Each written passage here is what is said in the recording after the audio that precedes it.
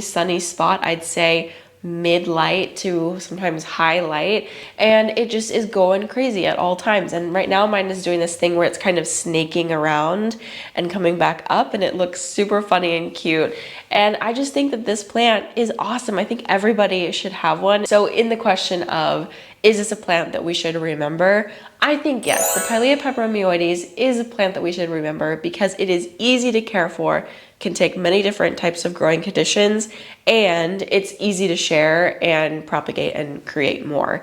I think those are three really great attributes that a plant can have that make it a varsity level plant for me. So if you missed out on the Pilea peperomioides craze in 2018/2019, I would highly suggest that you pop over to your local garden center because they for sure have one in stock, and there's no way that it's going to cost as much as it did back in the day. Next up on our list of forgotten houseplants and whether or not we should remember them is the Rhaphidophora tetrasperma. Now, if you are at all caught up on the Dela lore, you've been around here for a while, you know that this is one of those plants that I had in my collection and I could never pronounce the word correctly. I pronounced it Rhaphidophora tetrasperma. It really took the plant community by storm, I want to say, in like 2020, no, before that, 2019 is when I got mine. So it was popular even before then. And the reason that this plant became so popular is because it has really, really cute, small fenestrated leaves. Very similar to how the Monstera deliciosa looks, but it's a mature version, very small. In addition to it being a very, very fast grower, this plant is very prolific, loves to branch, loves to grow, and the popularity of this plant is what led to a big surge in tissue culture and the discussion of tissue culture in houseplants. Tissue culture is basically when you're taking a piece of the plant and you're using the cells to duplicate and replicate and clone a plant.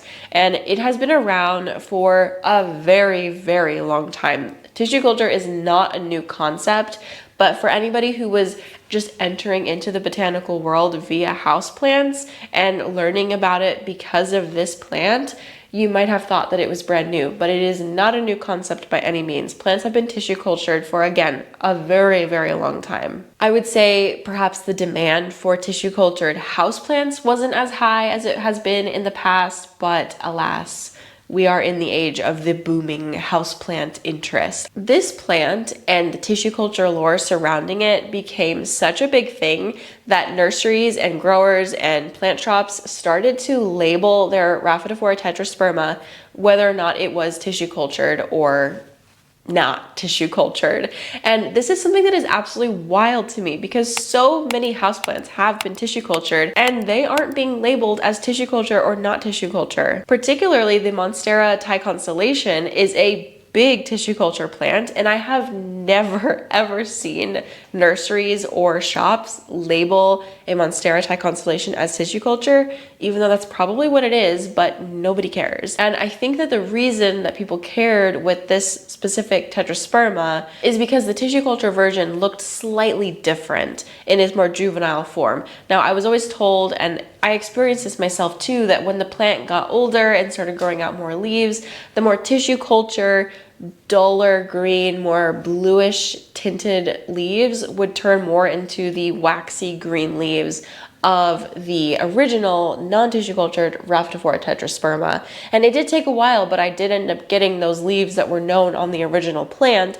But because the tissue culture leaves did look slightly different, people were more easily able to decipher whether or not a plant was tissue cultured. And I guess the plant being tissue cultured made it not as valuable in the eyes of plant collectors. This plant is one of those plants that burned really, really bright and then just gone. I have not seen people talk about this plant really hardly at all. It is never on favorites lists. I don't see it on Instagram. It's just gone. And I personally don't have one either. And I've been thinking about whether or not I see them in shops and nurseries, and I don't see them in shops and nurseries either. So I'm really wondering what is the reason this plant has sort of disappeared. And if this is a plant that you're still seeing in your local shops and maybe you still have one in your home, I'd love to hear about it. Did you buy it recently? Because I surely have not seen it, but I do know that my small worldview of the nurseries that I go to is not a representative of the entire world, but it is interesting when I have access to a lot of variety of plants, but not this one. And I don't know why. So, is this plant worth remembering? I think it is worth remembering, and if there was one in a local nursery where I could access it easily, I would definitely buy it again because it's a very prolific grower, also very easy to propagate, and number 3, it can handle a variety of conditions. I would say I treated it very similar to the Monstera in my collection.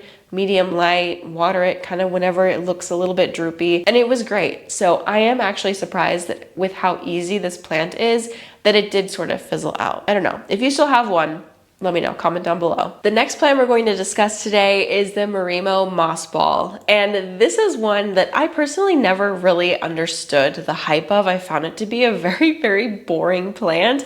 But at houseplant peak 2018, 2019, 2020, it was everything. A lot of people had them. They would add them in with their fish tanks. They would put them in just like their own little container, and you had this little moss ball floating around. But what happened to them? And why are we never really seeing them on people's plant feeds? Well, number 1, something that we did not know early on about the Marimo moss balls is that a lot of them actually contained a very invasive species called a zebra mussel. And when people would not dispose of these Marimo moss balls properly, by example, they would flush them down the toilet or drop them into a local pond or a lake or something like that, these mussels were inside of the moss balls. And so actually California Fish and Wildlife has asked retailers to stop selling these Marimo moss balls because so many of them contained this mussel that is, again, invasive. Because zebra mussels are a very invasive species, they were already not allowed in California, but retailers were bringing in the Marimo moss balls not realizing that the zebra mussels were inside of them. A lot of these moss balls are sold in pet stores because they're a great companion for